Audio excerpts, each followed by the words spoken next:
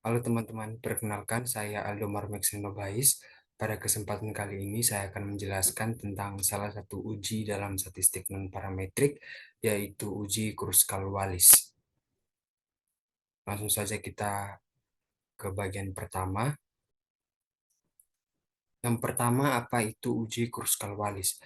Nah, teman-teman, sebelumnya uji Kruskal-Wallis itu diperkenalkan pada tahun 1952 oleh William Kruskal dan juga Wallis, di mana merupakan pengembangan dari uji Wilcoxon.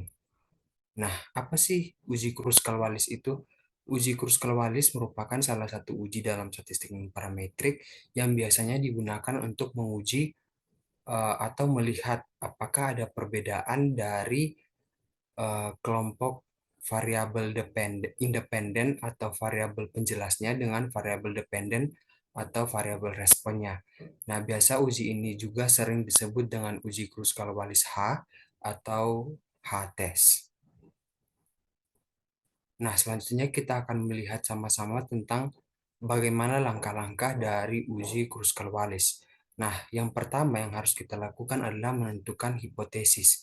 Nah, yaitu ada hipotesis awal dan juga ada hipotesis alternatif. Dan untuk hipotesisnya teman-teman bisa lihat pada slide. Selanjutnya kita akan melihat menentukan taraf signifikansinya. Nah, untuk menentukan taraf signifikansinya, kita harus melihat pada tabel chi-square dengan tingkat kepercayaannya dan juga derajat kebebasan yang kita miliki, yaitu derajat kebebasannya itu kita peroleh dari K dikurangi 1. Nah, selanjutnya kita menentukan nilai Kruskal-Wallis atau kita uji H atau nilai H-nya itu dengan rumus seperti yang tertera pada slide, itu 12 per jumlah seluruh observasi dikali jumlah seluruh observasi ditambah 1 dikali dengan hasil penjumlahan dari jumlah rank dari kelompok ke I per dengan banyaknya kasus dalam sampel pada kelompok ke I, di mana I itu berjalan dari 1 sampai K atau banyaknya kelompok, dikurang dengan 3 dikali jumlah seluruh observasi ditambah 1. Nah, setelah kita menentukan nilai H-nya dan juga kita sudah mengetahui nilai chi-square tabelnya, selanjutnya kita menentukan kesimpulan pengujian. Nah, untuk menentukan kesimpulannya, kita membandingkan pada kriteria pengujian yang ada, yaitu kita terima H0 apabila H hitungnya itu lebih kecil sama dengan dari chi-square tabel, begitu pula sebaliknya kita tolak H0 apabila H hitungnya itu lebih besar dari chi-square tabel.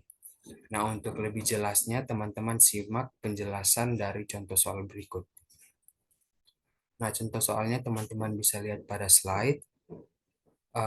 Pada contoh kasus yang ada, itu kita diminta untuk eh, melihat apakah tingkat keefektifan dari ketiga metode diet di atas itu adalah sama atau berbeda. Nah, teman-teman yang telah diketahui dari soal ini yaitu total sampelnya atau N besarnya itu ada 22, terus N1 N kecilnya itu ada N1, N6, N2-nya 7, N3-nya itu ada 9, dan kita disuruh dengan tingkat kepercayaan 95%. Nah, langkah selanjutnya kita akan menentukan hipotesis. Nah, hipotesisnya itu untuk hipotesis awal tingkat keefektifan dari ketiga metode diet adalah sama. Hipotesis alternatifnya, tingkat keefektifan dari ketiga metode diet adalah tidak sama. Selanjutnya, kita menentukan taraf signifikansinya. Kita melihat pada tabel chi-square, yaitu dengan derajat derajat kebebasannya itu kan eh, 3 dikurangi 1 sama dengan 2. Terus alfanya itu 0,05. Nah, kita peroleh chi-square tabelnya itu 5,99. Nah, selanjutnya kita melakukan statistik uji atau menentukan nilai H-nya.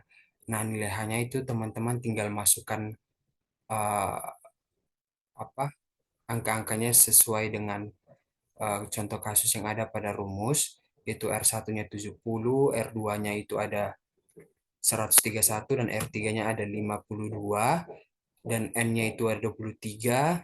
N1-nya itu ada 6, N2-nya ada 7, dan N3-nya ada 9. Dan setelah dimasukkan dan kita melakukan perhitungan, hasilnya kita peroleh 15,63. Nah, teman-teman perhatikan kita bandingkan dengan chi-square tabel tadi, ternyata 15,63 ini lebih besar dari 5,99. Nah, karena diperoleh H hitungnya lebih besar dari chi-square tabel, maka kita tolak H0. Artinya dengan tingkat kepercayaan 95%, belum cukup bukti untuk menyatakan bahwa tingkat keefektifan dari ketiga metode diet tersebut adalah sama. Sekian dari penjelasan saya. Terima kasih.